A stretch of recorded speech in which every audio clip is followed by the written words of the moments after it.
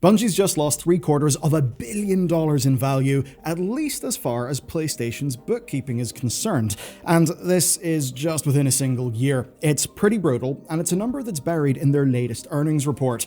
And honestly, it's big. It's actually big enough to drag down PlayStation's entire financial year. And on face value, you could think, well, that's obvious. Marathon bombed compared to what it could have been. And Marathon's absolutely underperformed. But this write-down is not really about Marathon.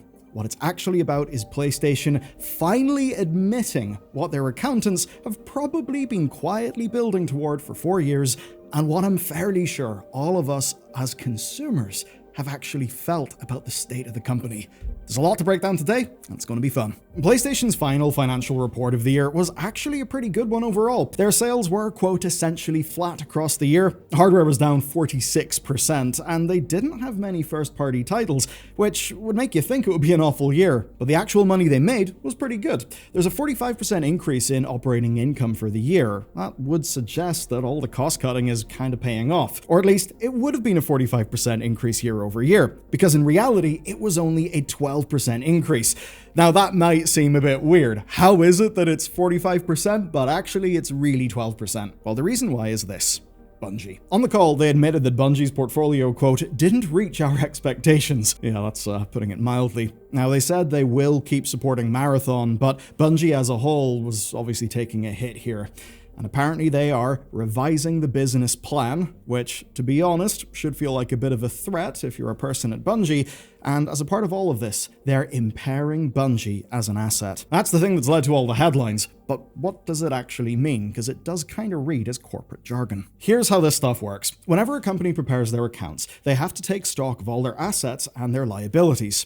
Now, if they realize that an asset's worth is actually less than it used to be, then what they have to do is write that down. And that's what we call an impairment. And if they don't do that, then, well, auditors will do it for them later. It's the kind of thing that is fiddly work, and sometimes it's more about correcting mistakes from previous years. Now, this year, for an example, PlayStation lost 18.3 billion yen adjusting development costs for games that they'd already booked into accounts, but basically miscalculated the costs of. By comparison, PlayStation recorded a 120.1 billion yen write-down for Bungie alone. That's 31.5 billion in Q2, 88.6 billion in Q4, and man, when we're talking about Japanese yen, the numbers really do get big. But all in, Bungie has lost 765 million USD in value on PlayStation's books, and around 560 million of that is in Q4. Now, thinking about that, the obvious read here is that Marathon bombed, and that PlayStation basically just wrote off the entire development cost of the game and any potential value that they thought they could have had. And that is absolutely part of it.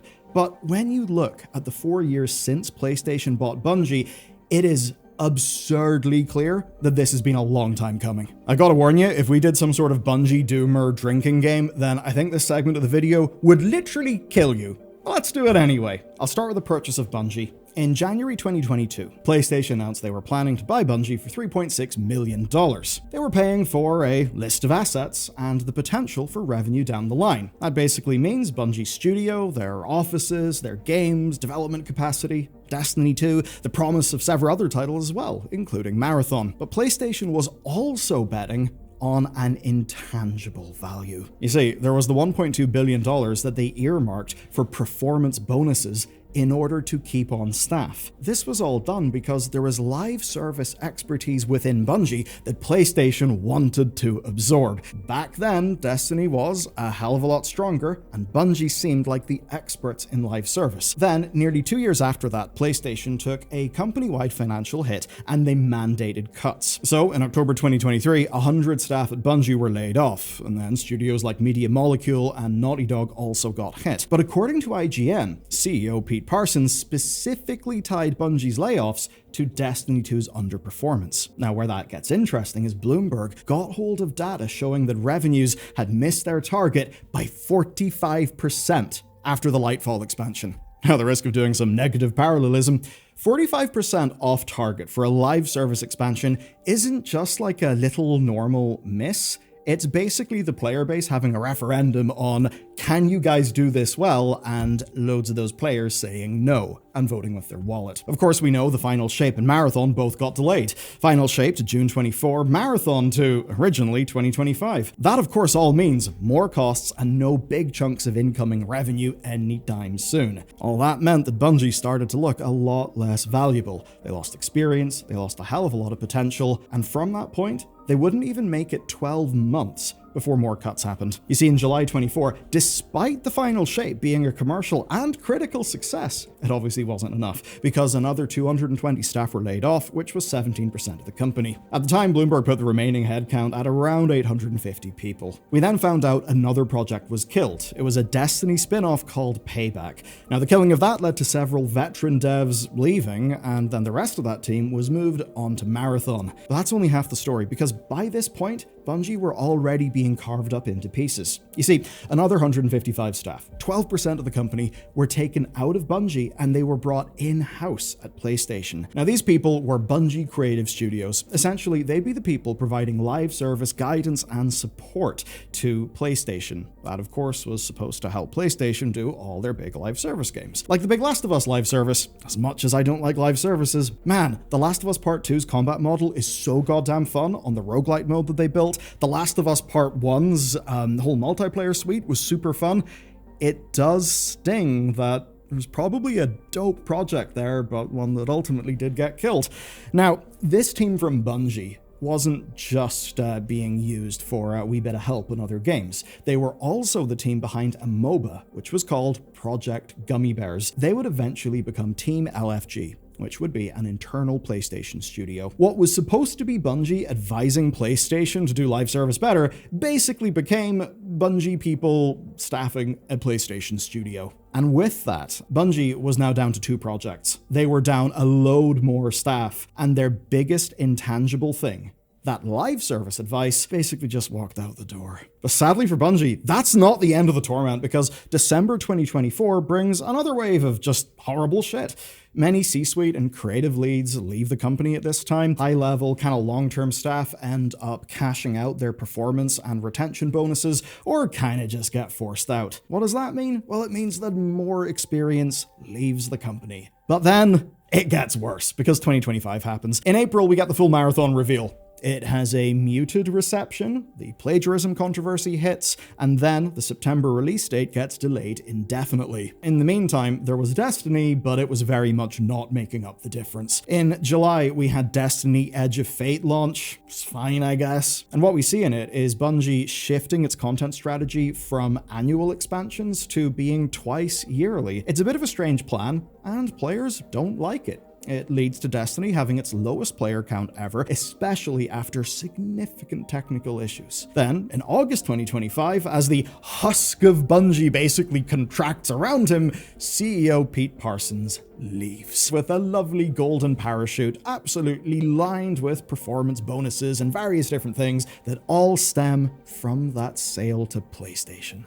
And with that, Bungie's set to be integrated further within PlayStation Studios, and we know that because Bungie didn't get a new CEO. Their new CEO is basically PlayStation. By November, you can basically see that PlayStation are losing patience. We have all the cuts, all the projects taken away, and then we see PlayStation reviewing what Bungie is actually worth. That leads to the first impairment being recorded of 31.5 billion yen, around 200 million USD. A pretty bad impairment, but obviously the one we're talking about today is worse. Now, that is the period when Marathon was supposed to have launched. So part of this is them just factoring in the lost revenue. As the year would continue, it wouldn't get better, especially for Destiny. Because in December, we get the Star Wars themed Renegades. It led to the lowest player counts that Destiny's ever had, which of course is following up what happened just a few months before. And unfortunately for the Destiny players, the big Q1 update that could have helped things out was delayed to June of 2026. Of course, that's because all hands were on deck for Marathon's launch. And it wasn't a great launch. Internal sources speaking to Paul Tassi suggested 1.2 million sales within the first few weeks, mostly taking place in Steam. I mean, it's 55 million, but the budget's at least 200 million from what we currently understand. That's pretty rough. And it brings us to today, and the big question. Is Marathon the straw that's finally broken the camel's back? There are people who really love the game. I think Marathon is in so many ways a brilliant game. There's so many parts of it I think are really cool. The thing is, it's a niche game. I think it was never going to give PlayStation the numbers that they wanted. So with all that said, let's talk about PlayStation finally being forced to acknowledge reality. If you've been tracking the numbers in this video, you might be confused because Marathon's $200+ million development cost doesn't really explain a $560 million write-down this quarter. It's undoubtedly part of their rationale, but it's not the only thing. There's Destiny's lack of success that has almost certainly not helped, but there is also a wider problem here. We can infer that Bungie in 2022 was worth $2.5 billion and the staff were worth $1.2 billion. We basically know that because the $1.2 billion was earmarked for staff retention bonuses and that kind of thing. But obviously that reflects Bungie's potential when it was sold to PlayStation by Bungie's own leadership. Now I want you to think about how much of that was intangible, how much was tied up in PlayStation's live service ambitions. You could almost say that PlayStation had a whole bunch of biases in their decision making because they wanted live service, and that the people at Bungie, the leadership, played into those biases. Obviously that was financially fantastic for the people at Bungie who ended up getting very healthy pay packets out of that. Not great for PlayStation, who may feel like they've been a bit fleeced. But in a way, it does get quite funny because what PlayStation got, they got live service experts, and the live service experts said, nah dog, you can't ship that stuff, it's not ready. Which, was pretty rough. Bloomberg reported that Bungie's staff basically gave The Last of Us's live service multiplayer game very harsh feedback during a big portfolio-wide evaluation. That was cut, a God of War one was cut, I believe, loads of other things were cut. And now in 2026, their live service ambitions look very different, to put it mildly. And Bungie has had their experienced staff culled and their projects taken away, so are they really live service experts anymore? I would say undoubtedly not. Though they've certainly had the opportunity to learn from many very painful, very expensive mistakes. But it can get a bit worse, because on top of all of that, there's also what Destiny and Marathon can actually do. You see, what PlayStation's writing down is the actual value of Bungie versus what they paid for the potential of Bungie. And that really does show us one thing, that Bungie's leadership at the time managed to take massive advantage of the pandemic-era panic and basically line their pockets. So on that front, mission accomplished. And now for the big one. Is this the end of Bungie? A 20% write-down is bad. There's no denying that, and for some it has raised the question, is PlayStation about to wash their hands of the entirety of Bungie? But that's not what this is, because only 20% still means PlayStation thinks Bungie is worth 80% of what they paid for them, at least right now. Because the first write-down is rarely the last one, and what we're talking about today isn't even the first write-down that they've had. 4 years of attrition has hollowed the company out. Senior talent are gone, projects killed, none of that stuff's coming back. And the 80% still in PlayStation's books is, well, a smaller studio than they bought. It's weaker leadership than they bought. It's less experienced staff. It's making games for audiences that exist but are shrinking radically, it would seem. Now I should say, PlayStation's forecast for next year says that they're not expecting any more write-downs. How much do we believe that? I'm not exactly sure. The Bungie of 2022 was sold on its potential, and now the Bungie of 2026 has basically spent 4 years burning through all of that potential.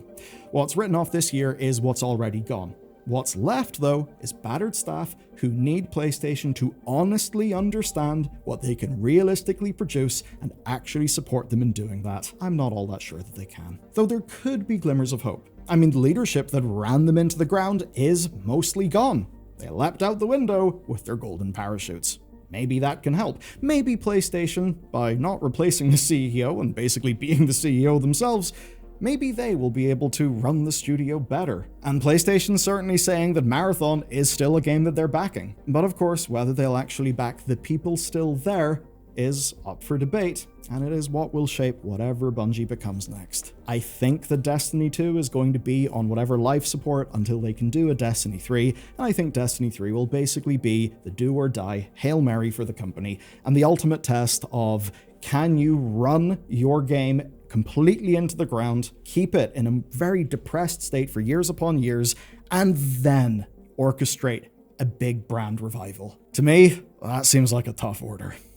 Do you know what's also tough? Being one of Ryan Cohen's little dudes. I know some people made a whole bunch of money with the GameStop meme stock stuff years ago, and obviously didn't follow through to a lot of the other ventures. People had their lives ruined by the Bed Bath & Beyond debacle.